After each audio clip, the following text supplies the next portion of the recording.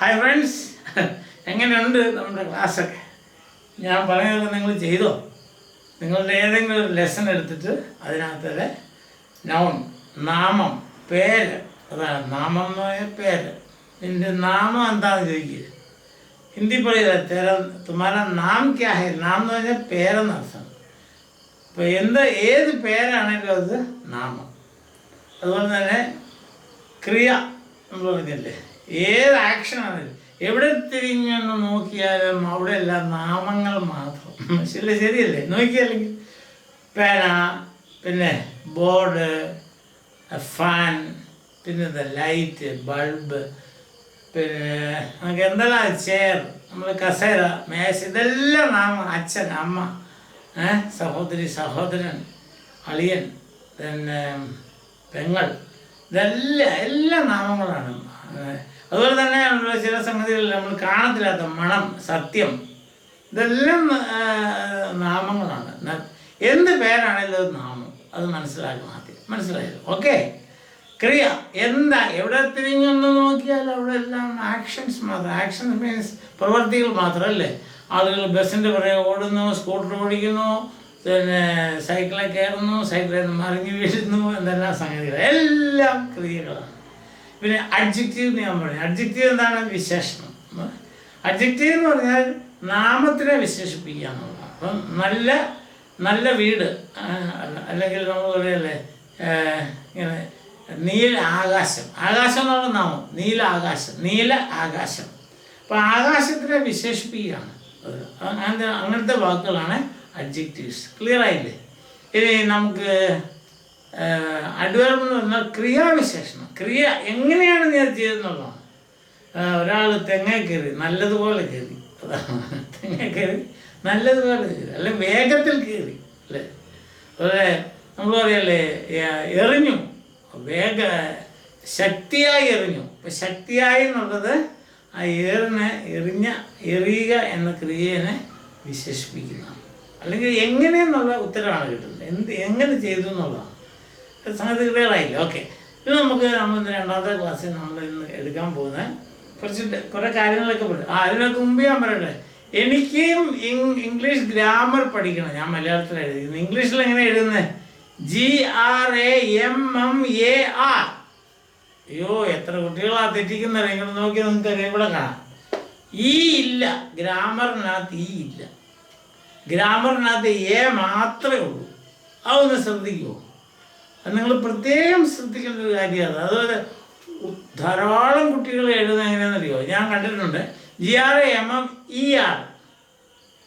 No sir, no ER, only AR. GRAMMAR. മനസ്സിലായല്ലോ? ഇതാ ഞാൻ വെട്ടിയിട്ടിട്ടുണ്ട്. ഈ വെട്ടിയിട്ടുണ്ട്. Grammar GRAMMAR. അല്ല, ഇങ്ങനെ ഓർത്താൽ മതി. ഗ്രാമറിൽ ഈ ഇല്ല. ഓക്കെ. പിന്നെ നമ്മൾ ഒന്ന് മനസ്സിലാക്കാൻ പോകുന്നതാണ് പ്രിപ്പോസിഷൻസ്. ഇംഗ്ലീഷിലെ പ്രിപ്പോസിഷൻസ് എന്ന് പറഞ്ഞാൽ നിങ്ങൾക്ക് അറിയാവുന്ന കാര്യമാണ്. ഞാൻ ഒന്ന് ഓർപ്പിക്കുന്നത്. In, on, up, above, below, at, for, to, under, in, up, under, after, before. ഇങ്ങനത്തെ കുഞ്ഞന്മാരെന്നവരോട് കുഞ്ഞു വാക്കുകൾ, ചെറുത്. ഇൻ, ഓൺ, അറ്റ്, അല്ല രണ്ട് അക്ഷരമൊക്കെ ഉള്ളത്. Up, there, up, above, below, ഇങ്ങനത്തെ ചെറിയ വാക്കുകൾ. ഇതിന് പ്രിപ്പോസിഷൻ എന്നാണ്. പ്രീ എന്ന് പറയാൻ എന്താ? മുൻപ്. നമ്മൾ കേട്ടില്ല? പ്രീ ഡിഗ്രി, ഡിഗ്രിക്ക് മുമ്പ്. പ്രീ ഹിസ്റ്ററി, ഹിസ്റ്ററിക്ക് മുമ്പ്. പ്രീ മാരേജ്, വിവാഹത്തിന് മുമ്പ്. പ്രീ മാരേജ് കോഴ്സ് കേട്ടിട്ടില്ലേ? പല സ്ഥലങ്ങളിലും ഇപ്പോൾ ഉണ്ട്. വിവാഹം കഴിക്കുന്നതിന് തൊട്ട് മുമ്പ് വിവാഹിതരാകാൻ പോകുന്ന ആളുകൾക്ക് ഒരു പ്രത്യേക കോഴ്സ്, ഒരു 3 ദിവസത്തെ ഒരു ധ്യാനം അല്ലെങ്കിൽ ഒരു ക്ലാസ്, അതിന് പ്രീ മാരേജ് കോഴ്സാണ്. അപ്പം മാരേജിന് മുമ്പ് എന്നുള്ളതാണ്. ഹിസ്റ്ററിക്ക് മുമ്പ് പ്രീ. ഇപ്പം എന്തിൻ്റെ കൂടെ പ്രീ ചേർത്താൽ അതിൻ്റെ അർത്ഥം മുമ്പ് എന്നുള്ള അർത്ഥമാണ് ഇംഗ്ലീഷിലുള്ളത്. പ്രിപ്പൊസിഷൻ, പൊസിഷൻ എന്ന് പറഞ്ഞാൽ സ്ഥലം. Sit in your position. കണ്ട് കേട്ട് ടീച്ചർമാർ പറയുന്നത് sit down in your positions. Position എന്ന് പറയുന്നത് എന്താണ്? സ്ഥലം. നിൻ്റെ സ്ഥലത്തിരിക്കാൻ. അപ്പോൾ പ്രീ പൊസിഷൻ എന്താണ് അതിൻ്റെ അർത്ഥം? അതായത് ഈ ഒരു വാക്കിന് മുമ്പ് അത് എപ്പോഴും പ്രിപ്പൊസിഷൻസ് ഒരു വാക്കിൻ്റെ മുമ്പേ ആയിരിക്കും. അതായത് വാക്ക് തുടങ്ങുന്നതിന് മുമ്പായിരിക്കും. അതാണ് മുമ്പെന്ന് എഴുതിയിരിക്കുന്നത്. മനസ്സിലായില്ലേ? അപ്പം സ്ഥലം, ഒരു പ്രത്യേക സ്ഥലം അല്ല എവിടെയാണ് എന്നൊക്കെ നമ്മളോട് പറഞ്ഞു തരുന്ന കുഞ്ഞന്മാർ അല്ലെ കുഞ്ഞമ്മയല്ല കുഞ്ഞന്മാർ, കുഞ്ഞു വാക്കുകളാണ് പ്രിപ്പൊസിഷൻ എന്ന് പറയുന്നത്. അത് നമ്മൾ മുന്നോട്ട് പോകുമ്പോൾ പഠിക്കാം. നിങ്ങളുടെ ഒരു പുസ്തകം എടുത്ത് നിങ്ങളുടെ ഒരു ലെസൺ എടുത്ത് നോക്കണം, എന്നിട്ട് ലിസ്റ്റ് ചെയ്യണം. അതിൻ്റെ ഒരു ലിസ്റ്റ് ഉണ്ടാക്കണം. എന്നതാ പ്രിപ്പൊസിഷൻസിൻ്റെ ലിസ്റ്റ്. അപ്പം നിങ്ങൾക്ക് അറിയാൻ പറ്റും. In, on, up, above, below, under, after, before, ഇങ്ങനെയൊക്കെ ഒത്തിരി കുഞ്ഞു വാക്കുകൾ കാണാം. ഇതെല്ലാം പ്രിപ്പൊസിഷൻസ് ആണ്. അതാ ഒരു പൊസിഷൻ അല്ലെങ്കിൽ സ്ഥലത്തിനെ നമ്മൾ കാണിച്ചു തരുവാണ്. മനസ്സിലായില്ലേ? പൊസിഷൻ. പ്രീ എന്ന് വിളിക്കാൻ കാര്യം അത് വാക്കുകൾക്ക് മുമ്പാണ് ഉപയോഗിക്കുന്നത്. അത് ഇൻ എ ബോക്സ് ഉണ്ടോ? ഇപ്പോൾ എവിടെയാണ് പറയുന്നത്? സ്ഥലം എവിടെ? ബോക്സിലാണ്, പെട്ടിയിലാണ്. In a box. ഇപ്പോൾ ബോക്സ് എന്ന് പറയുന്ന നാമം അതിന് മുമ്പാണ് ഇത് ഉപയോഗിക്കുന്നത്. അതുകൊണ്ടാണ് മുൻപ് പ്രീ എന്ന് പറയുന്ന ആ പ്രീ എന്നുള്ളതിൻ്റെ അർത്ഥം അതാണ്. മുൻപ് ഉപയോഗിക്കുന്ന വാക്കുകൾ, നാമത്തിന് മുൻപ് ഉപയോഗിക്കുന്ന വാക്കുകൾ, അല്ലെങ്കിൽ എന്തെങ്കിലും വാക്കുകളുടെ മുൻപ് ഉപയോഗിക്കുക. ഉദാഹരണത്തിന് ഇവിടെ നമ്മൾ കാണുന്ന ഇൻ എ ബോക്സ് എന്നാണ്. In box, in a box അങ്ങനെയാണ് നമ്മൾ പറയുന്നത്. ആ എന്നാണെന്നൊക്കെ നമുക്ക് പിന്നെ കാണാം. അപ്പോൾ എപ്പോഴും ഇതിന് മുൻപായിരിക്കും. അതുകൊണ്ടാണ് പ്രീ പൊസിഷൻ സ്ഥലം, മുൻപ് ഉള്ള സ്ഥലത്ത് ഉപയോഗിക്കുന്നു, അതിൻ്റെ സ്ഥലം കാണിക്കാൻ ഉപയോഗിക്കുന്നു എന്നുള്ള അർത്ഥത്തിലാണ് പ്രിപ്പൊസിഷൻ എന്നുള്ളത്. ഞാൻ പറഞ്ഞത് വഷളാക്കിയോ നിങ്ങൾക്ക് മനസ്സിലായെന്ന് ഞാൻ വിചാരിക്കുന്നു. ഓക്കെ, എക്സാമ്പിൾസ് ഉണ്ട് ഇഷ്ടംപോലെ ഞാൻ കൊടുത്തിട്ടുണ്ടല്ലോ. ഇവിടെ നിങ്ങൾക്ക് കാണാൻ ഇത് കാണാം. എന്താണ് ഇൻ എ ബോക്സ്? ബോക്സിന് ഉള്ളിൽ. അപ്പോൾ ഇൻ എന്ന് പറഞ്ഞാൽ ഇന്നത് എവിടെയാണ്? ഇൻ എ ബോക്സിന് നമ്മൾ അതുപോലെ ഇൻ എ റൂം, മുറിക്കകത്ത്. In a room. In the water, വെള്ളത്തിനകത്ത് എന്നുള്ളത്, വെള്ളത്തിൽ എന്നുള്ളത്. ഇൻ ദ ബസ്, ബസ്സിനകത്ത് അല്ലെ ബസ്സിൽ നമ്മൾ പറയില്ല, അതാണ് in a box. On A table, അത് മേശപ്പുറത്ത്. ഏത് വേറെ the book on the table, അതാണ് സ്ഥലം, പൊസിഷൻ. ഓൺ ദ ടേബിൾ അങ്ങനെയാണ്, ഓൺ എ ടേബിൾ. അതുപോലെ തന്നെ നമുക്ക് പറയാം. പിന്നെ നമ്മൾ അടുത്ത എന്താണ് എബവ്, അല്ലെങ്കിൽ നമ്മളിവിടെ എഴുതിയിരിക്കുന്നത് നമ്മൾ in a box, on A table. അത് നമ്മൾ പറഞ്ഞിരിക്കുന്നത് ഏതാണ്? അപ്പ്. അപ്പ് എന്ന് പറഞ്ഞാൽ ഇതിന് മുകളിൽ, അപ്പ് ദെയർ എന്ന് പറയല്ലേ. പക്ഷി എവിടെയാണ് ഇരിക്കുന്നത് ചോദിക്കാം, up there. Where is the bird? Bird is up there, there on the branch എന്ന് പറയും. മനസ്സിലായി? അപ്പ് അങ്ങനെയാണ്. ഡൗൺ, താഴെ. ഹി ഹാസ് ഗോൺ ഡൗൺ എന്ന് പറയുന്നത്, അത് താഴെ എന്നുള്ള അർത്ഥം. എബവ്, മുകളിൽ.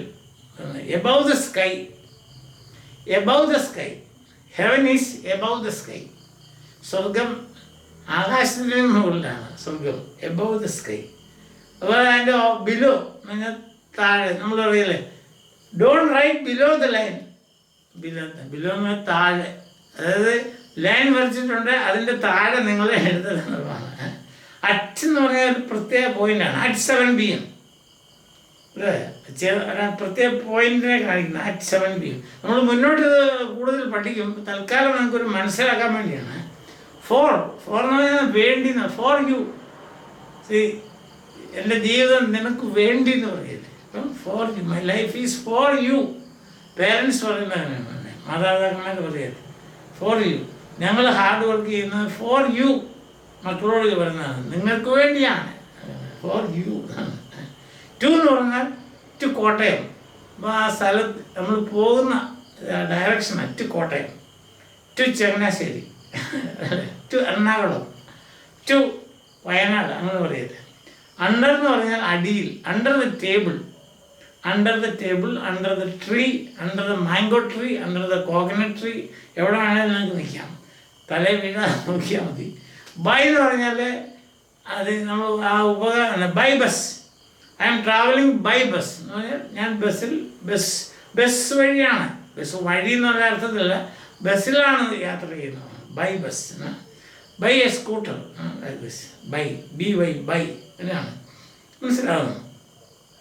അപ്പോൾ ഇങ്ങനത്തെ കുഞ്ഞു കുഞ്ഞു വാക്കുകൾ. ഇപ്പോൾ നമ്മളിപ്പോൾ 5 കാര്യങ്ങൾ പഠിച്ചിട്ടുണ്ട്. നൗൺ എന്താണ്? പേര്. ഏത് പേര് കേട്ടാലും നൗണാണ്. വെർബ് എന്താണ്? എന്ത് ആക്ഷൻ കണ്ടാലും അത് വെർബാണ്. ഉറങ്ങുന്നതും വെർബാണ് കേട്ടോ. സ്ലീപ്പ് ആക്ഷനുണ്ട് അവിടെ. ചിലരൊക്കെ ഉറങ്ങുമ്പം ഭയങ്കര ആക്ഷനാണ് അല്ലേ? അത് അപ്പം സ്ലീപ്പ്. പിന്നെ അഡ്ജക്റ്റീവ് എന്ന് പറഞ്ഞാൽ നാമങ്ങളെ വിശേഷിപ്പിക്കുക, പേരിനെ വിശേഷിപ്പിക്കുക. നല്ല അച്ഛൻ, എൻ്റെ അച്ഛൻ നല്ല അച്ഛനാണ്, അങ്ങനെ അത്. അപ്പം നല്ല അമ്മ, അല്ലെങ്കിൽ അമ്മ നമ്മളോട് വഴക്കുണ്ടാക്കുക. എൻ്റെ അച്ഛനെ മാത്രം പറഞ്ഞാൽ മതി, അമ്മയെ കൂടെ പറയണ്ട, ശരിയല്ലേ? അല്ലേ? അതെ. അപ്പോൾ അങ്ങനെയുള്ളത്. പിന്നെ വേഗത്തിൽ ഓടി, അതാണ് അഡ്വർബ്. വേഗത്തിൽ ഓടി. പിന്നെ അത് കഴിഞ്ഞിട്ട് നമുക്ക് പറയാൻ പറ്റുന്ന പ്രിപ്പോസിഷൻ. ഇനിയും കുറേ വാക്കുകളൂടെ ഉണ്ട്, അതുകൂടെ പഠിച്ചിട്ട് വേണം നമുക്ക് പയ്യെ സ്ലോലി നമുക്ക് ഗ്രാമർ GRAMMAR ഓർത്തോളം കേട്ടോ. കുഞ്ഞു പോയി ഇങ്ങനെ തെറ്റുവരുത്തിയേക്കരുത്. GRAMMER എന്ന് പറഞ്ഞാൽ അതൊരു മഹാപാപമാണ്. അതുകൊണ്ട് അത് അങ്ങനെ ആരൊക്കെ പറഞ്ഞാലും അത് തെറ്റാണ്.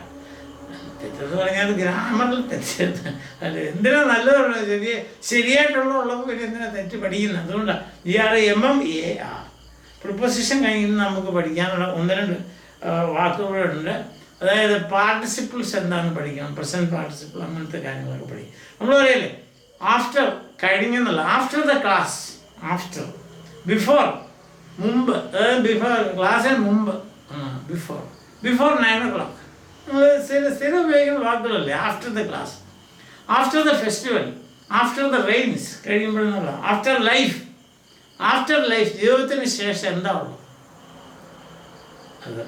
ദെൻ ബിഫോർ 1970, 1970 മുമ്പ് ആണ്.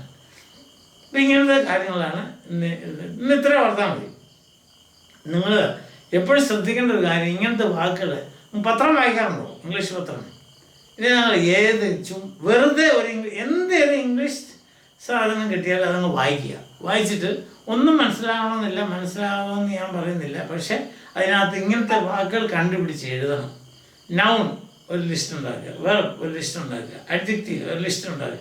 ഇത് നല്ലപോലെ തറവായി കഴിഞ്ഞാണല്ലോ പഠിക്കാനും ഭയങ്കര എളുപ്പമാണ്. ഇംഗ്ലീഷ് നിങ്ങൾക്കൊരു 100 ദിവസം എൻ്റെ കൂടെ നിൽക്കാമെങ്കിൽ നിങ്ങൾ ഇംഗ്ലീഷ് ഉപയോഗിക്കുന്നതിലും വേഗത്തിൽ സംസാരിക്കാനും നല്ലതുപോലെ ഉപയോഗിക്കാനും പറ്റും. പ്രോമിസ്. പക്ഷെ ഞാൻ പറയുന്ന കാര്യങ്ങളൊക്കെ ചെയ്യണം. ഞാൻ ഇപ്പം ഈ പറഞ്ഞ കാര്യങ്ങൾ നിങ്ങൾ ഒരു പുസ്തകത്തിലോ അല്ലെങ്കിൽ ഒരു ന്യൂസ് പേപ്പറിൻ്റെ എന്തെങ്കിലുമൊക്കെ കിട്ടുമല്ലോ. ന്യൂസ് പേപ്പറിൻ്റെ ചിലപ്പോൾ സാധനങ്ങൾ പൊതിഞ്ഞൊക്കെ കിട്ടിയല്ലേ. അപ്പോൾ അത് നിവർത്തി വെച്ച് നോക്കുക. എത്ര നൗണുണ്ട്, എത്ര വെർബുണ്ട്, എത്ര അഡ്ജക്റ്റീവ് ഉണ്ട്, എത്ര അഡ്വർബുണ്ട്, എത്ര പ്രിപ്പോസിഷൻ ഉണ്ട്. ഇങ്ങനത്തെ സംഗതികളെല്ലാം നമ്മുടെ ചുമ്മാ ലിസ്റ്റ് ഉണ്ടാക്കി. അത് രസമല്ലേ ഗ്രൂപ്പായിട്ട് കുത്തിയിരുന്ന് ഇങ്ങനെയൊക്കെ ചെയ്യാനൊക്കെ. ക്ലാസ്സിൽ നിങ്ങൾക്ക് ഫ്രീ ടൈം കിട്ടുമ്പോൾ നിങ്ങൾക്ക് ഇതൊക്കെ ചെയ്യാം. മനസ്സിലായില്ലേ? ഒരു തമാശ പോലെ അല്ലെങ്കിൽ ഒരു കളി പോലെ നിങ്ങൾക്ക് ചെയ്യാൻ പറ്റും. അങ്ങനെയാണ് നിങ്ങൾ ചെയ്യേണ്ടത്. പ്ലസ് ഒരു കാര്യം ഞാൻ പ്രത്യേകം ഒരിക്കൽ കൂടി പറയാണ്, ഗ്രാമറിൽ ഇല്ല. ABCDE ആ 5ാമത്തെ അക്ഷരം ഗ്രാമറിൽ ഇല്ല. മാത്രമേ ഉള്ളൂ. നിങ്ങൾ പ്രത്യേകം ശ്രദ്ധിക്കണം. ഇനി ഒരിക്കലും ആ തെറ്റ് നിങ്ങൾ വരുത്തരുത്. വരുത്തിയാലും എനിക്കറിയാം, തീർച്ചയായിട്ടും എനിക്കറിയാം നിങ്ങൾ വരുത്താൻ പോകുന്നില്ല. അപ്പം ഇവിടെ കുറച്ച് പ്രൊപ്പോസിഷൻ തന്നിട്ടുണ്ട്. നമ്മൾ ഇത്ര നേരം പഠിച്ച കാര്യങ്ങളിലൂടെ എഴുതിയിട്ടുണ്ട്. നിങ്ങൾക്ക് കാണാൻ എഴുതുന്നില്ല. അതുപോലെ തന്നെ എക്സാമ്പിൾ ഞാൻ തന്നിട്ടുണ്ട്. ബിഫോർ, ആഫ്റ്റർ എല്ലാം അതെല്ലാം വെച്ച് നോക്കിയിട്ട് നിങ്ങൾ ഒരു ലിസ്റ്റൊക്കെ ഉണ്ടാക്കി നല്ല മെഡിക്കലുമായിട്ട് പഠിക്കുക. 100ാം ദിവസം നിങ്ങൾ ഏത് സ്റ്റേജിൽ നിന്ന് ഇംഗ്ലീഷിൽ പ്രസംഗം പറയാൻ നിങ്ങളെ കൊണ്ട് സാധിക്കും. നിങ്ങൾക്ക് പരീക്ഷ വരുമ്പോൾ 100ൽ 100 മാർക്കും ഇംഗ്ലീഷിൽ വാങ്ങിക്കാൻ ഇംഗ്ലീഷിൽ നിന്ന് വാങ്ങിക്കുന്നത് ഞാൻ പറയുന്നത് ആ ഇംഗ്ലീഷ് പേപ്പറും ആ സബ്ജക്റ്റിന് നിങ്ങൾക്ക് വാങ്ങിക്കാൻ പറ്റും എന്ന് ഞാൻ ഇവിടെ പ്രോമിസ് ചെയ്യുന്നു. അത് എൻ്റെ ഒരു പ്രോമിസാണ്. പക്ഷേ ഞാൻ ഈ പറഞ്ഞ പോലെ നിങ്ങൾ ഒരു ദിവസം ഒരു പണ്ട് മുതലേ പറയുന്നൊരു കാര്യമുണ്ട്. ഒരു ദിവസം ഒരു പുതിയ വാക്ക് പഠിക്കുക. ഒരു ദിവസം ഒരു പുതിയ വാക്ക് പഠിക്കുക. അതായിരിക്കണം നമ്മുടെ മുദ്രാവാക്യം. ഒരു പുതിയ ഇംഗ്ലീഷ് വാക്ക് പഠിക്കുക. ഓക്കെ? അതിന് അതിങ്ങനെ പല പ്രാവശ്യം ഉരുവിടുക, പഠിക്കുക. അങ്ങനെ നമുക്ക് 100-ൽ 100 ഈ വർഷം വാങ്ങിക്കണം. തീർച്ചയായിട്ടും വാങ്ങിച്ചിരിക്കും, വാങ്ങിക്കും. So by.